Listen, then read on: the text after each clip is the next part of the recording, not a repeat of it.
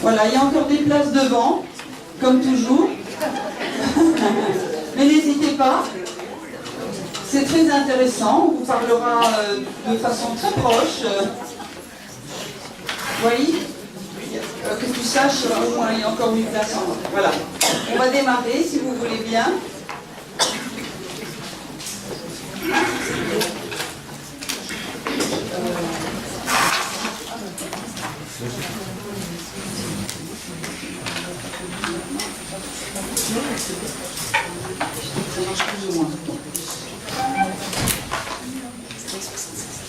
Bien, bonjour à tous, merci d'être là.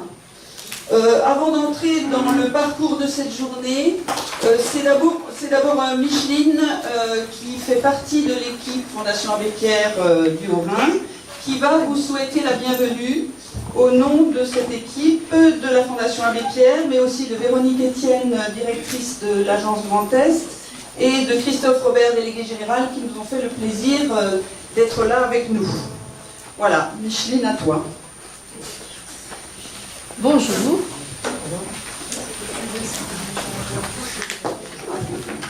Et bienvenue à tous et à toutes. Ce vendredi, je suis bien contente de m'adresser à vous en début de journée pour me réjouir de ces retrouvailles annuelles nous offrant l'occasion, outre le sujet principal du mal-logement, de prendre de nos nouvelles, de s'enquérir de nos devenirs multiples d'un point de vue professionnel mais aussi personnel. Qu'est-ce que tu deviens? Comment ça va au travail, dans ton institution, dans ta vie? Et puis, soyons sérieux, ce vendredi sera réflexif, engagé, soucieux de la qualité des propos échangés et des actions menées. Depuis l'an dernier, qu'avons-nous décidé de faire? Avons-nous agi autrement en évitant la répétition de certaines erreurs, en dépassant les critiques stériles pour travailler ensemble, dans le vrai des rencontres humaines qui donnent sens à nos interventions? L'abbé Pierre disait « Il ne faut pas attendre d'être parfait pour commencer quelque chose de bien ». Aujourd'hui, vérifions chacun à notre niveau que l'on ne se trompe pas de lutte. Étonnons-nous à propos de ce qu'il est possible de faire lorsque l'on décide de combattre la misère et l'injustice. Testons nos capacités d'indignation par rapport à des événements inacceptables, comme la mise à la rue, la remise en cause de positions professionnelles concernant l'accueil inconditionnel ou le non-abandon des personnes, quelle que soit leur situation. L'équipe mulhousienne de la FAP, devrais-je dire l'équipe alsacienne, a préparé cette journée dans la joie, avec la fièvre et le stress nécessaires aux belles rencontres. Pour que cette journée soit riche, notre souhait est que chacun y trouve des raisons de continuer à travailler, à apprendre des autres, à toujours se former, à s'étonner de l'ingéniosité de chacun, personne accompagnée, intervenant social ou personnel de santé. Nous voulons confirmer nos raisons d'agir avec compétence, mais aussi notre liberté d'action dans la recherche du sens donné à ce qui est réalisé, engageant nos responsabilités de citoyens audacieux, positionnés pour plus de justice, facilitant l'accès aux droits fondamentaux. Une autre citation de l'abbé Pierre, la responsabilité de chacun implique 2 actes. Vouloir savoir et oser dire. Oser s'inscrire en faux à propos de nombreuses idées reçues négatives concernant les personnes exclues des droits. Oser dénoncer les conditions de vie indignes des personnes mal logées. Rester à l'écoute, informer, maîtriser les savoirs nécessaires à la compréhension des faits sociaux, être vigilant quant à l'évolution des politiques sociales de notre pays. Le projet stratégique de la Fondation Abbé Pierre 2018-2022 repose sur 4 piliers supports de nos choix: la combativité, l'optimisme, l'expertise et la fraternité. Vous l'aurez compris, cette journée veut s'inscrire dans ce que l'on cherche à promouvoir en développant des capacités et des manières d'agir exemplaires, les bonnes pratiques, sans se prendre la tête, avec la certitude que c'est possible, même si c'est difficile. Parler de ce que nous développons, échanger nos manières de faire pour se sentir moins seul, partager des projets audacieux, des rêves, ne pas être des concurrents mais des professionnels complémentaires, capables de se réjouir et de reconnaître ce qui se passe bien, capables de soutien réciproque. Le plus difficile à vivre n'est pas notre quotidien professionnel. Le plus difficile à vivre est le quotidien des personnes accompagnées, subissant une vie non choisie, de misère, l'inquiétude pour demain, les incertitudes pour leurs enfants, le risque des expulsions, les maladies, un quotidien lourd, angoissant, menaçant, vécu parfois dans la haine et le rejet. À la Fondation Abbé Pierre, et je cite son président, nous affirmons que les pauvres sont des femmes et des hommes dignes et capables. C'est pour cela qu'il faut aller vers ces hommes et ces femmes, pour les écouter et comprendre ce qu'ils vivent, restaurer avec eux leur pouvoir d'agir, que nous soyons travailleurs sociaux, hommes ou femmes politiques, pères aidants, experts du vécu ou bénévoles, décideurs ou simplement citoyens. Et je redonne une dernière fois la parole à l'abbé Pierre. On ne peut pas, sous prétexte qu'il est impossible de tout faire en un jour, ne rien faire du tout.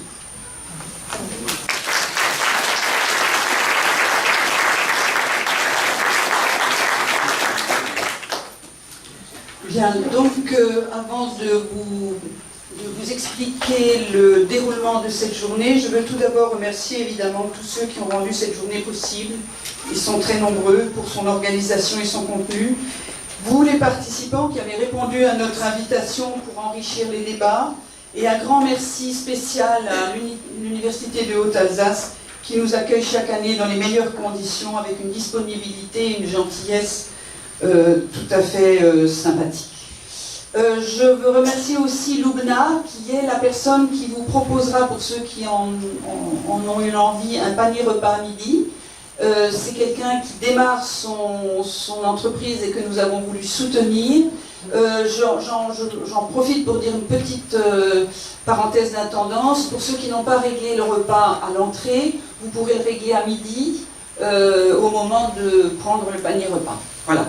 Je voulais aussi vous signaler qu'à l'extérieur, à partir de 10h30, stationnera le bus Abérode de la Fondation Abbé Pierre, qui est un bus d'information et de sensibilisation logement et digne, dont vous pourrez, entre le court instant que vous aurez entre midi et 2h, vous pourrez aller voir ce bus et rendre visite aux bénévoles qui vont tenir les permanences dans le bus aujourd'hui.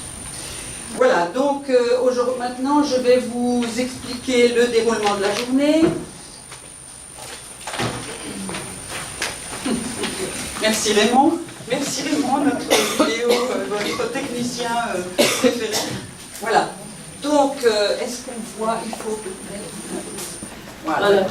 Donc la matinée sera destinée aux portes de la rue quand l'État abandonne les personnes sortant d'institutions. C'est la grande thématique du rapport mal-logement de cette année. Je vous rappelle que vous aurez tous un rapport mal-logement à la sortie, complet si vous le souhaitez. Donc d'abord un éclairage national par Véronique Etienne, ensuite nous vous passerons des vidéos de témoignages vécus et chaque fois je vous ferai un petit résumé des constats locaux, c'est-à-dire comment ces constats nationaux se vérifient en fait dans notre département. Et nous vous proposons ensuite une table ronde avec des représentants des 3 institutions, aide sociale à l'enfance, psychiatrie et sortant de détention, pour discuter avec vous de comment améliorer et comment éviter les sorties sèches d'institutions. Et la conclusion nous sera proposée par Christophe Robert. Voilà pour le matin. Pour l'après-midi, l'après-midi sera consacré au thème « Un logement digne et décent pour tous ».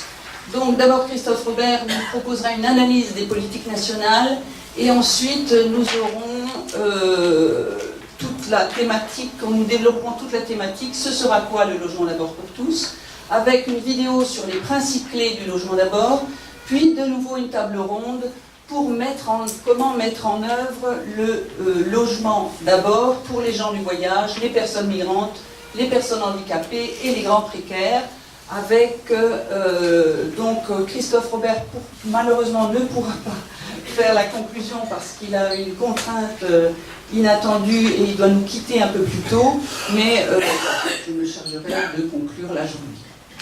Voilà. Alors on peut démarrer. Véronique, à toi.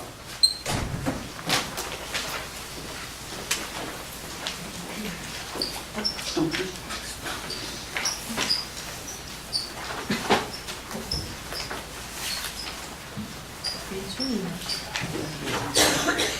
Bonjour. Bonjour à tous. Chaque année, nous nous retrouvons ici à la fonderie. Ce qui est agréable, c'est que chaque année, l'amphi est plein. Depuis 2 ans, c'est vrai qu'on fait le plein dans cet amphi. L'intérêt des sujets et malheureusement encore tout ce qui nous reste à accomplir. Cette année, un des chapitres importants du rapport Mal-Logement est consacré aux personnes sortant d'institutions et qui rencontrent toutes les peines du monde à pouvoir retrouver un logement à leur sortie. Pourquoi nous avons choisi de nous intéresser à ce sujet? Déjà, parce que les personnes ont des problèmes, des difficultés à retrouver un logement, et également parce que nous avons constaté que parmi les personnes sans domicile, il y a un nombre important de personnes qui sont sorties d'institutions, sorties de psychiatrie, qui sont passées par l'aide sociale à l'enfance ou qui sont sorties de détention. Il y a une surreprésentation de ces personnes dans les personnes sans domicile. Par exemple, ainsi 26% des personnes sans domicile nées en France ont été dans leur enfance placées à un moment donné ou à un autre aux soins de la protection de l'enfance. Chez les jeunes de 18-25 ans à la rue, ce chiffre monte même jusqu'à 36% des jeunes sans domicile. Alors que les personnes placées sous la protection de l'enfance à un moment donné de leur vie ne représentent que 2 à 3% de la population en globalité. Les personnes qui sortent de la protection de l'enfance, il faut savoir qu'en France, près de 300 000 mineurs et plus de 20 000 jeunes majeurs ont une mesure de protection de l'enfance. Cette prise en charge peut se faire par des placements en famille ou bien dans des centres d'accueil. Près de la moitié des jeunes connaissent au moins 3 lieux différents durant leur prise en charge par la protection de l'enfance. 3 lieux de vie différents. Ils sont placés suite à des ruptures familiales, à des conflits familiaux, à de la maltraitance, à des carences éducatives, en fin de compte pour des raisons très diverses. Et l'heure de leur placement, le placement sous protection de l'enfance, c'est déjà une rupture très très forte dans leur vie. Et dès qu'ils arrivent, ces jeunes savent qu'un jour cette protection va s'arrêter, au plus tard à 18 ans, que pour certains un peu plus tard que 18 ans, quand ils ont un contrat jeune majeur, et ils vivent avec ce couperet dès le moment de l'arrivée sur la protection de l'enfance, il y a ce couperet et cette nouvelle rupture qui est annoncée et qui est vraiment une expulsion programmée, qui peut être vécue comme une expulsion programmée, et donc de nouveau une fragilisation. Durant leur prise en charge, ils ne développent pas comme les autres enfants, les autres adolescents, les mêmes liens amicaux avec l'environnement, avec la ville, avec la cité. et ils ne grandissent plus au sein d'un foyer familial constitué en centre d'accueil. Et lorsqu'ils sont en famille d'accueil, c'est clair, c'est une famille d'accueil, c'est super, mais ce n'est pas leur famille. Donc il y a quand même déjà un décalage par rapport aux jeunes qui ne sont pas placés.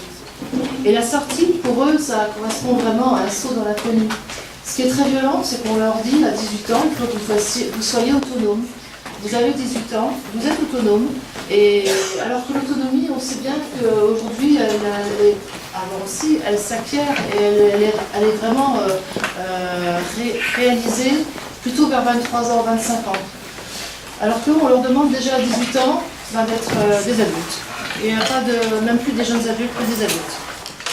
D'autant que les contrats jeunes majeurs, puisqu'on parle des jeunes adultes, les contrats jeunes majeurs ont énormément diminué depuis les dernières années. Ils ne sont jamais assez longs dans la prise en charge et rarement ils tiennent compte également du parcours de formation des jeunes. Et il dure 6 mois, il dure 1 an. Quand on arrive à faire des études pour les jeunes majeurs, quand on continue son cursus d'études, on ne fait pas 1 an d'études. Et qu'est-ce qu'on fait après? On est d'un seul coup, on est lancé dans la vie adulte alors qu'on est encore étudiant. Comment fait-on quand on n'a pas le soutien de la famille derrière? Parmi les jeunes, il y a également les mineurs non accompagnés. Le nombre de mineurs non accompagnés confiés au département a triplé entre 2014 et 2017. Et la prise en charge est très différente selon les départements. Il y a des départements qui sont bien plus accueillants, d'autres départements